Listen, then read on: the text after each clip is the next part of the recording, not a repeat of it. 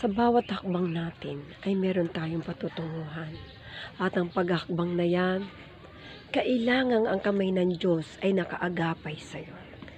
Ang paghakbang sa unang step ay mahirap. Sa pangalawang step ay may mga pagsubok. Sa ikatlong step ay may pagsubok. Ngunit sa iyong paghakbang sa ikaapat, nariyan ang kamay ng Diyos. Kung nadapa ka man ngayon, nariyan pa rin ang dalawang kamay ng Diyos para ikaw itayo. Hanggang sa marating mo ang hangganan. At ngayon nga, nakatayo ka na sa tuktok ng bundok.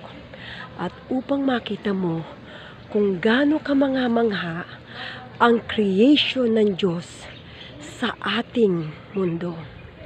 Kung gaano niya nilikha ang bundok, ay kanyang nilikha. Ikaw pa kaya na anak niya?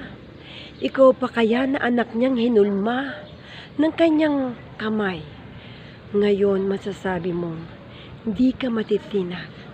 At kung gaano man kahaba ang iyong hinakbang sa iyong buhay, ang finish line, sasabihin ng Diyos, you are the good servant.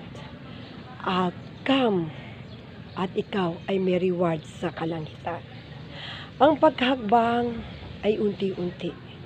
Ngunit ang paghakbang mo papunta patungo sa Diyos, hindi ka niya iniwan o pinabayaan man kahit ikaw ay maraming pagsubok sa buhay.